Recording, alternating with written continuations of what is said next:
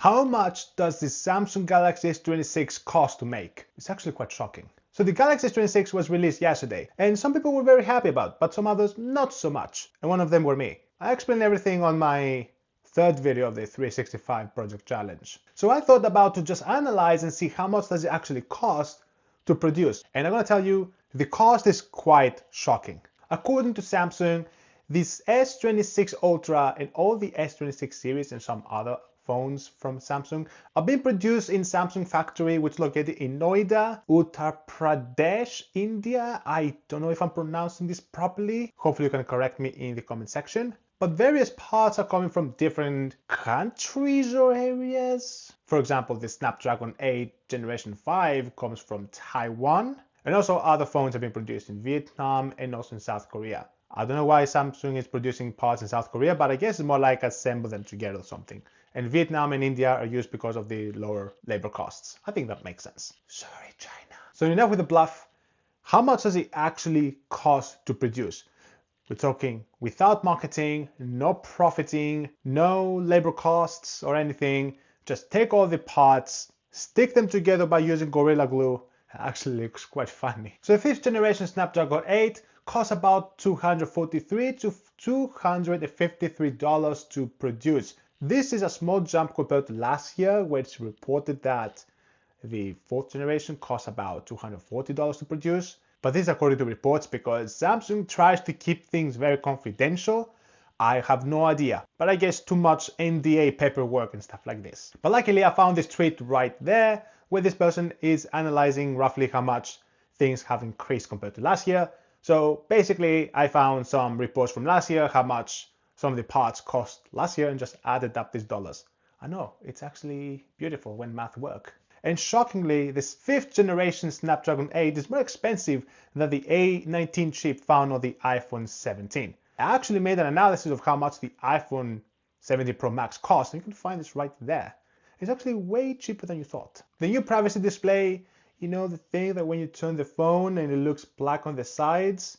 According to reports and this tweet as well, there is an increase compared to last year's screen from $135 for the S25 to about $138 to $148 this year, which I actually believe is going to be closer towards $148 because of this new technology, maybe even higher than that. But let's stick with this range. I think this video is going to get so many dislikes. The camera, well, cameras. Now, adding them all together, there is a tiny increase this year. And according to this tweet again, looks like it's going to be between $2 to $8 increase. So from last year, where according to reports it was $138 for the S25, this year it's going to be about $140 and $146. And that's because of the wide lenses upgrade that Samsung did this year. Now this is what's going to hurt the most. The RAM, I think you know why. According to reports, looks like that this year is going to cost anywhere between $70 and $84 for the 12 and 16 gigabyte option.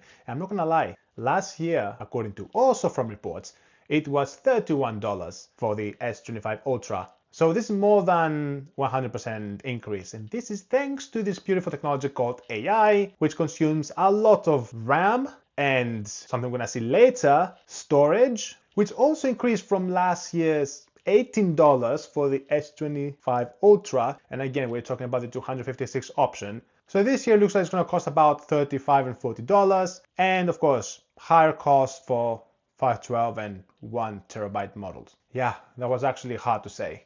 Moving on with the battery. Now, the battery, which is the perfect example of what I like to call consistency, because I'm not gonna lie, Samsung decided to make a battery for the S20 Ultra, and then they just copy pasted the battery for any other model that they have released after that. Yes, I'm being serious, just check my other video because I also explain it over there. And according to reports, which do not exist because the battery was the same for the S25 Ultra, is gonna be about $12 this year, which was the same price tag as last year. But I think it might be a bit lower this year because the technology is getting older. Now the good stuff. The main enclosure actually have seen some decrease compared to last year. And this is thanks to Samsung going back to aluminum again, which according to reports, this is gonna be roughly 15 to 20% cheaper this year, because last year's the titanium was about $65 for the S25 Ultra, and this year looks like it's gonna be about $55 to make, which is a cut, but again, not enough to compensate for the increase of the RAM and storage. And many other components that make up the Samsung S26 Ultra. That includes the vacuum chamber, which is slightly larger this year compared to last year because, better processor, better graphics, requires more processing power, so better cooling system is required. And according to this tweet over here, the vacuum chamber increased by $1 to $3 from last year. And I found some reports that last year all these extra components combined were about $80. So if we add this $1 to $3 extra, it goes to $88. But I want to keep things a bit more realistic, so I assume that $1 here and there in some other small components. I would say that the total cost will be around $90 for that. Oh, and by the way, this is the fourth video of the 365 project challenge, where I post one video per day for 1 year. I really hope I'm gonna make it. So if you like my videos, please subscribe. I will really appreciate it. So all in all, if you take all these components and add them together, it brings to a total cost of $783.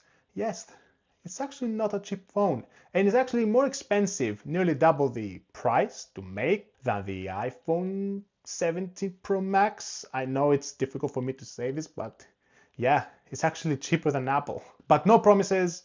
These are only provisional figures, and these are according to reports, because of course Samsung keeps everything confidential, but more reports will come along the way.